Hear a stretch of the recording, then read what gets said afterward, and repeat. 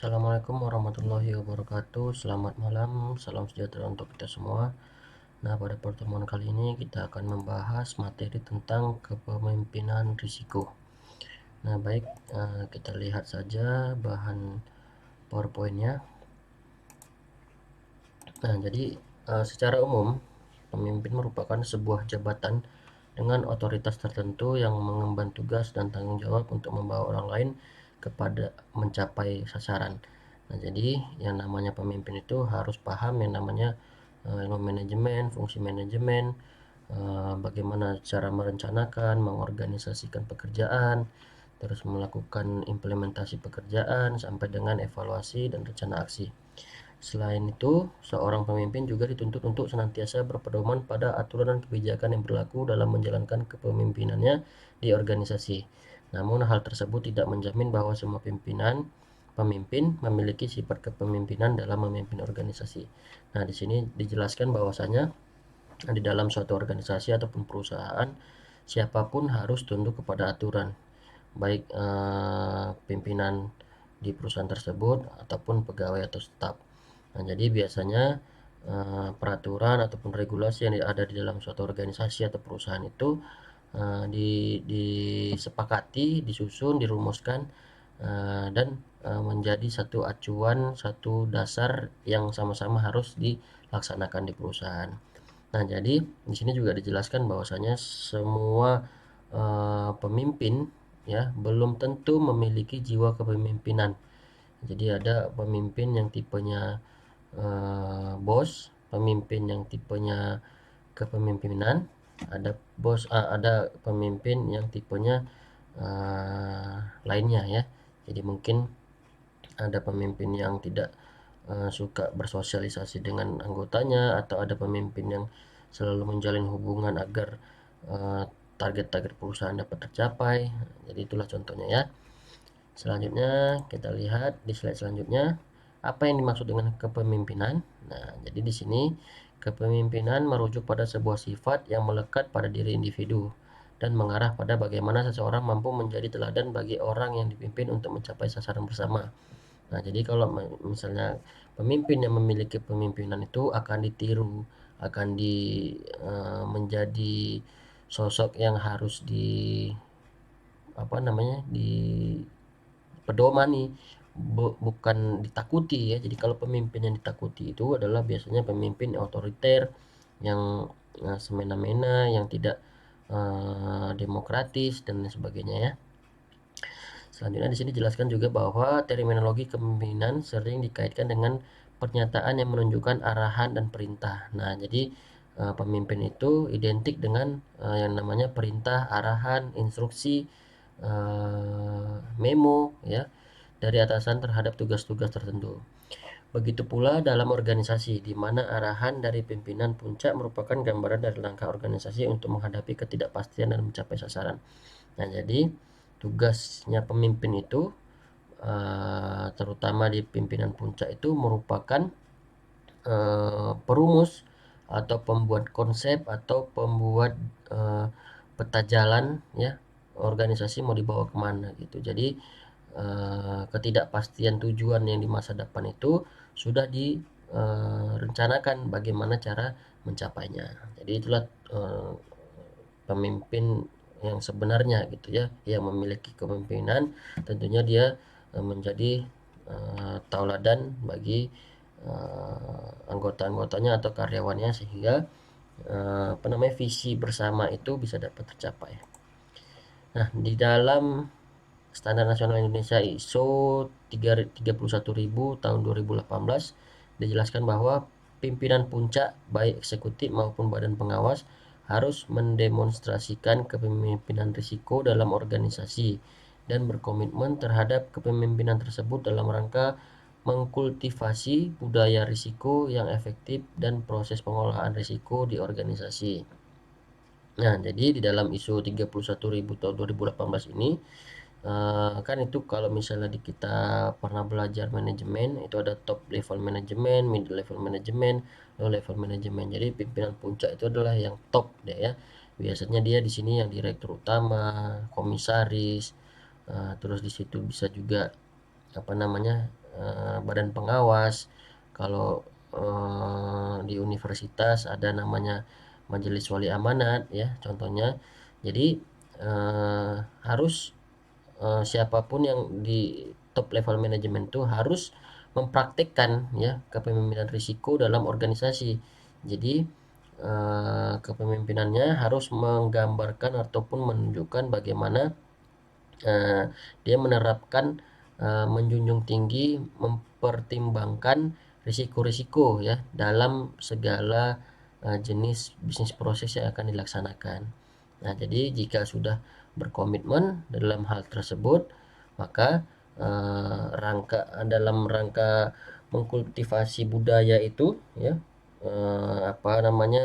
menyebarkan budaya, membiasakan sesuatu hal yang baik itu efektif gitu ya. Jadi jangan cuman sekedar himbauan, tapi pimpinan puncak itu juga harus melakukan contoh-contoh yang sehingga mampu ditiru sama manajemen di bawahnya.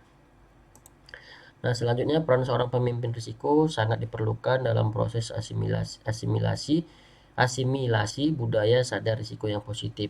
Nah, jadi setiap pemimpin itu harus mampu memberi pengertian, memberi penjelasan, memberi masukan, memberi gambaran kepada bawahannya bagaimana agar terhindar daripada risiko, dan bahkan risiko itu bisa menjadi peluang bagi perusahaan ya. Hal tersebut sesuai dengan sifat pengelola risiko yang mengedepankan akuntabilitas dan konsistensi dari seorang pemimpin untuk membawa arah perubahan di organisasi dengan pendekatan-pendekatan inovatif. Nah, jadi kalau berbicara tentang akuntabilitas, konsisten ya, di sini kita berbicara bagaimana standar-standar yang telah dibuat di perusahaan itu dapat dijalankan gitu ya. Jadi standar layanan, standar operasional prosedur ya, terus target kinerja ya, standar kinerja pegawai itu harus memang dibuat standarnya sehingga segala proses bisnis yang ada di perusahaan itu dapat berjalan dengan baik dan outputnya juga ataupun outcome-nya itu baik bagi perusahaan. Baik dari segi strategi-strategi yang biasa dilakukan, strategi jangka menengah, panjang dan pendek, ataupun yang secara ada kebijakan-kebijakan baru yang sifatnya inovasi ataupun improvisasi daripada strategi-strategi yang sebelumnya sudah dijalankan. Nah, selanjutnya salah satu faktor yang sangat menentukan pengelolaan dinamika proses sosial dalam membangun budaya sadar risiko yang positif adalah gaya kepemimpinan. Nah, jadi kalau misalnya seorang pemimpin itu menunjukkan kedisiplinan, menunjukkan sadar akan regulasi, taat kepada aturan, selanjutnya melaksanakan pekerjaan sesuai dengan standar operasional prosedur, melayani masyarakat ataupun konsumen dengan standar layanan yang sudah ditentukan dengan batas waktu yang telah ditentukan gitu. Jadi itu semua dapat berjalan baik ya. Jadi pengembangan budaya sadar risiko di manajemennya juga akan lebih baik. Nah, selanjutnya di sini dijelaskan juga bahwa gaya kepemimpinan yang cenderung mampu mengelola dinamika proses yang terjadi adalah gaya kepemimpinan risk taker. Jadi bukan gaya kepemimpinan yang buang badan ya, tapi dia mampu gaya kepemimpinan yang mampu mengatasi risiko yang ada, mampu mengatasi masalah, mampu menyelesaikan, mengambil kebijakan dan lain sebagainya. Nah, selanjutnya di sini dijelaskan juga ada beberapa hal yang perlu diperhatikan agar seorang pemimpin mampu menjalankan kepemimpinan yang berani menghadapi dan mengambil risiko. Di antaranya adalah zona nyaman. Nah, jadi zona nyaman ini adalah suatu yang sangat berbahaya. Ini akan berpengaruh terhadap produktivitas pekerjaan ataupun produktivitas kinerja daripada suatu organisasi ataupun individu. Nah, jadi kalau kita sudah berada di zona nyaman, itu pasti akan membuat kita menjadi seorang yang apatis ya, tidak berpikir inovasi, inovatif, tidak berpikir bagaimana caranya agar lebih baik ya. Jadi ini sangat berbahaya ya. Jadi boleh di zona nyaman tapi hanya sebentar gitu ya. Nah, bisa dilakukan apa namanya, inovasi-inovasi selanjutnya setelah kita melakukan suatu pekerjaan. Jadi jangan sampai kita merasa puas dengan produk kita, merasa puas dengan jabatan kita, merasa puas dengan strategi-strategi yang sudah kita lakukan, karena di luar sana banyak kompetitor, pesaing yang terus berkembang, berinovasi untuk memajukan perusahaannya. Jadi kalau kita tidak bergerak, kita berada di pada zona nyaman, ini sangatlah berbahaya. Terus selanjutnya di sini ada tantangan ya, challenge. Jadi seorang pemimpin yang baik itu suka akan tantangan. Dia suka belajar hal-hal yang baru, dia suka mengeksplor dirinya, menggunakan waktunya dengan sebaik-baiknya gitu ya. Jadi tantangan ini adalah satu batu loncatan yang membuat bisa seorang individu ataupun organisasi itu terus berkembang seiring berjalannya waktu, karena zaman sekarang teknologi yang semakin canggih, dunia digital yang semakin berkembang. Jadi kita harus beradaptasi dengan hal tersebut. Selanjutnya inovasi. Nah, ini juga berkaitan dengan tantangan tadi, dengan apa yang sudah saya sebutkan di sebelumnya. Jadi inovasi ini adalah suatu langkah yang dilakukan jika kita keluar daripada zona nyaman, jika kita senang dengan tantangan. Jadi muncullah suatu inovasi. Jadi baik inovasi dari segi strategi, inovasi dari segi pelayanan, inovasi dari segi produk dan lain sebagainya bisa dilakukan.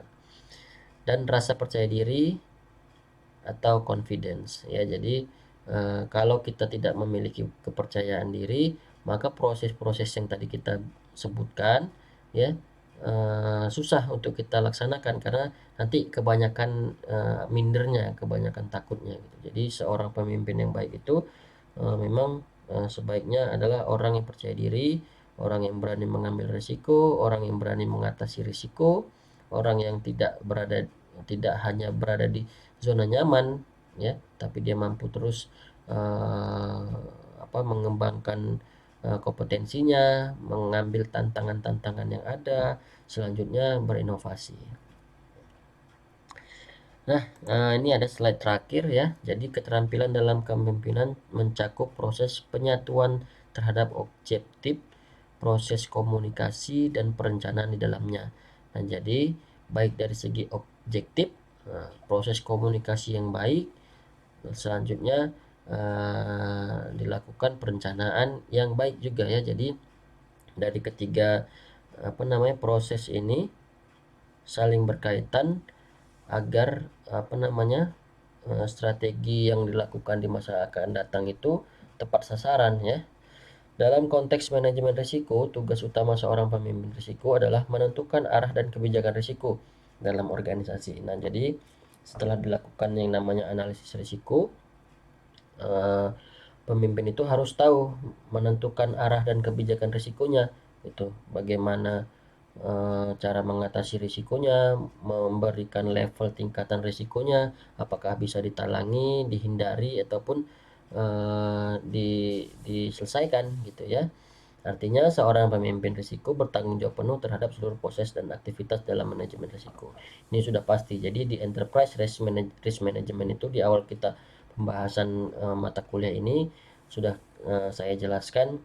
Jadi seluruh proses aktivitas dari manajemen risiko itu bisa dilakukan di tahap tersebut, yang outputnya adalah berupa laporan hasil analisis risiko yang nantinya digunakan oleh pihak manajerial, top level manajemen atau middle level manajemen mengambil kebijakan-kebijakan tertentu untuk mengatasi risiko-risiko yang ada.